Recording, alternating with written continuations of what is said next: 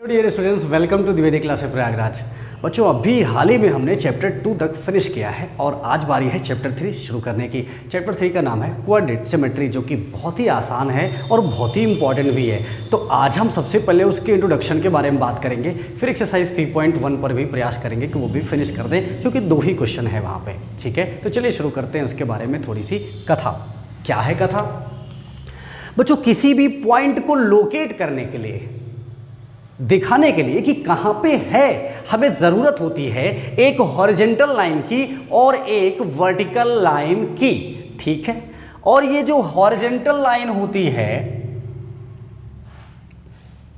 ये क्या है? यही तो है हॉरिजेंटल लाइन, जिसे मैंने x डैश से रिप्रेजेंट किया है। और वर्टिकल लाइन क्या है? इसे हमने y डैश से रिप्रेजेंट किया है। ठीक है, तो ये जो हॉरिजेंटल लाइन है स्टूडेंट्स, इसी को हम क्या कहते हैं?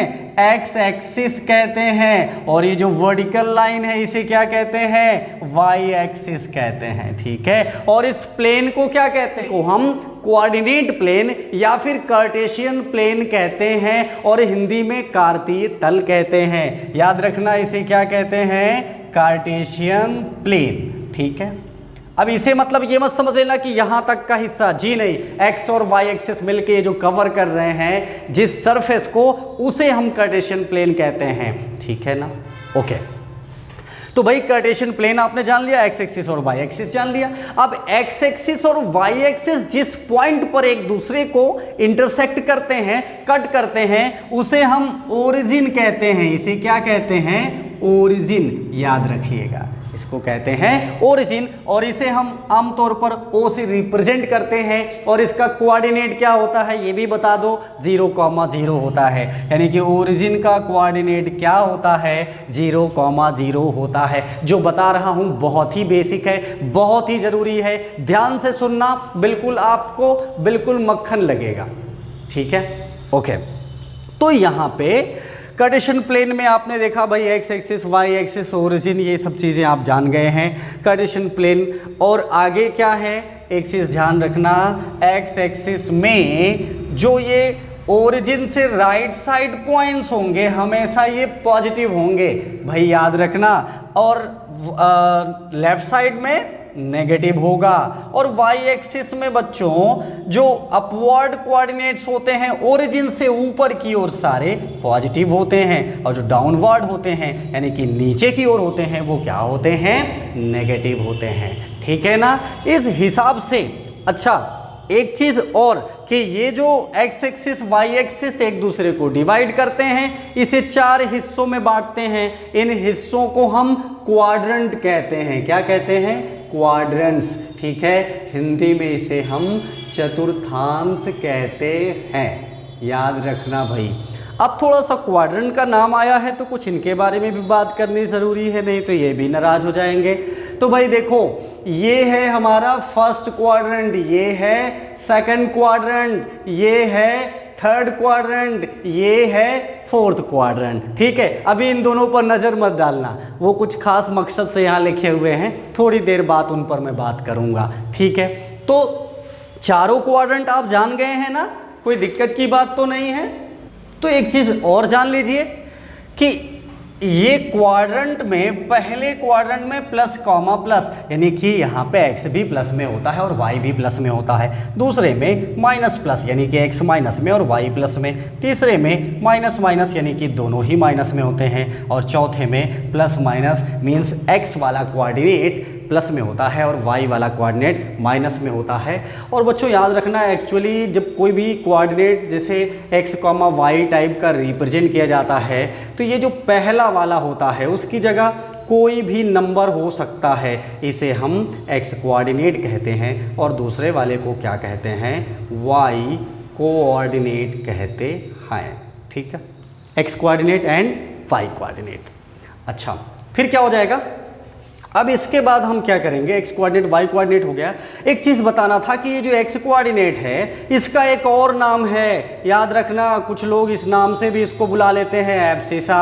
और वाई एक्सिस है, इसका भी कुछ और नाम है, उसका नाम है ऑर्डिनेट। तो कभी कभी क्वेश्चन में सीधा इस नेम से पूछ लिया जाता है। हिंदी में इसको भुज, इसको कोटि कहते हैं, यानी एक्स कोऑर्डिनेट को भुज और वाई कोऑर्डिनेट को कोटि कहते हैं। ठीक है, तो देखा आपने, ये छोटी छोटी चीज़ें थी। अच्छा एक चीज़ और है, ये मैंने क्यों बताया, ये बहुत ही इंपॉर्टेंट है बच्चों।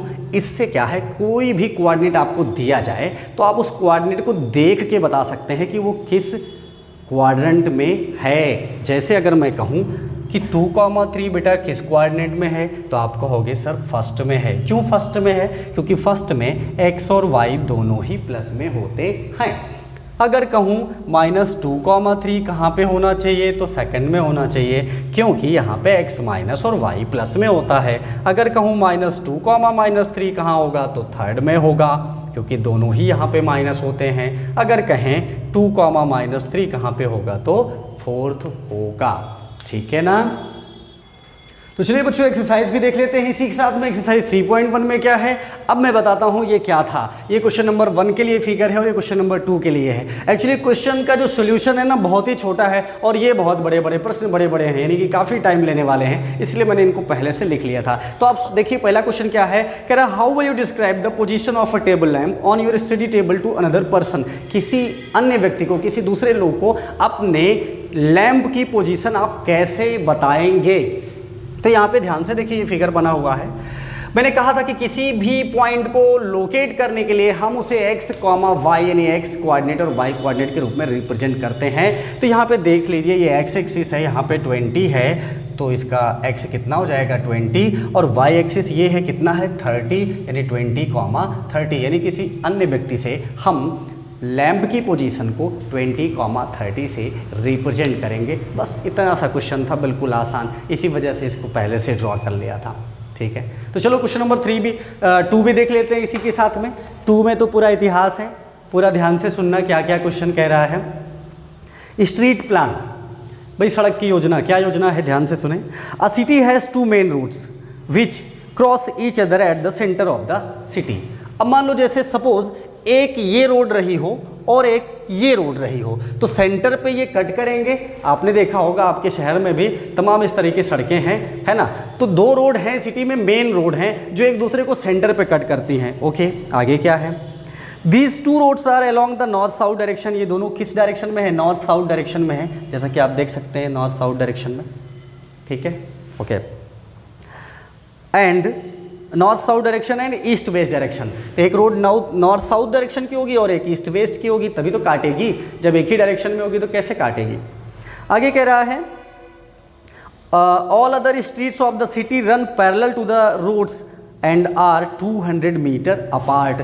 बाकी जो रोड्स हैं इन्हीं के पैरेलल में दौड़ रही हैं। अगर मान लो मेन रोड ये है तो इसके पैरेलल में ये भी है, ये भी है, ये भी है, ये भी है, ये भी है, ये भी है, ये सभी। और इसी तरीके से अगर मेन रोड ये वाली है तो इसके पैरेलल में ये है, ये है, ये, और इधर भी ये सारी रोड्स हैं। ठीक है, अच्छा, और ये एक दूसरे के बीच में कितना दूरी पर है, 200 मीटर डिस्टेंस पर हैं। There are about 5 street in each direction. कह रहा है कि यहाँ पे सभी डायरेक्शन में लगभग 5 स्ट्रीट हैं, यानी कि 5 सड़कें हैं, गली हैं। Using 1 centimetre is equal to 200 metre, draw a model of the city on your notebook, represent the road streets by single lines. कह रहा है आप 200 मीटर को 1 सेंटीमीटर सपोज कर लीजिए। ग्राफ पेपर पे तो हम लोग यही करते हैं ना, जो बड़ी बड़ी लेंथ होती है उसको सपोज करके छोटी यूनिट में फिर वहाँ पे ड्रॉ करते हैं। तो वही कह रहा है आप इसको एक मॉडल अपनी नोटबुक में बनाइए, बिल्कुल सिंपल है। और हाँ, रोड को डबल लाइन से मत शो करिएगा, सिंगल लाइन से, जैसे मैंने यहाँ पे थोड़ा सा रिप्रेजेंट करके आपको दिखाया है। ठीक है, और वहाँ पे क्या करेंगे आप 200 सेंटीमीटर को 1 सेंटीमीटर सपोज करके 1 सेंटीमीटर पे लाइंस को ड्रॉ कर लीजिएगा। इसी तरीके से रोड्स आसानी से बन जाएंगे। आगे देखो क्या है भाई, there are many cross streets in your model, a particular cross street is made by 2 street. तमाम जगह क्रॉस हो रहा होगा, लेकिन कह रहा है एक पर्टिकुलर क्रॉस स्ट्रीट है जो 2 गलियों से क्रॉस कर रहा होगा। 1 running in the north south and another in the east west direction. Each cross street is referred in the following manner. किस तरीके से हैं अभी आगे देखिए। If the second street running in the north south direction and 5th in the east west direction meet at some crossing. कह रहा है अगर दूसरी गली नॉर्थ साउथ डायरेक्शन में है और 5वीं ईस्ट वेस्ट में डायरेक्शन में है तो ये सम क्रॉसिंग में मिलेंगे। And we will call this cross street 2,5। इसको हम क्या कहेंगे, 2,5 कहेंगे। यूजिंग द कन्वेंशन फाइंड, इसका प्रयोग करके आप बताइए क्या। पहला, how many cross streets can be referred as 4-3। तो भाई 4-3 पे कितने क्रॉस होंगे, कोई 2 ही तो होंगे ना। एक रोड ऐसे आएगी, एक रोड ऐसे आएगी, जहाँ पे कट करेगी 2 ही रोड के काटने से तो 1 पॉइंट मिलेगा। दूसरा कह रहा है how many cross streets can be referred as 3-4। यहाँ भी वही है, कुछ अलग नहीं है। 3-4 पर भी बिल्कुल उसी तरीके से आप यहाँ देख सकते हैं 3-4 ये है और 4-3 यहाँ पे मैंने रिप्रेजेंट करके दिखाया है। आप अपने नोटबुक में इसे बनाकर देख सकते हैं। तो बच्चों एक्सरसाइज 3.1 में केवल 2 ही क्वेश्चन थे और इसका इंट्रोडक्शन हमने फिनिश कर लिया है। उम्मीद करता हूँ आपको अच्छा लगा होगा। अगर अच्छा लगा है तो वीडियो को लाइक कर लें और चैनल को सब्सक्राइब कर लें। मिलता हूँ अगले वीडियो में। Thank you.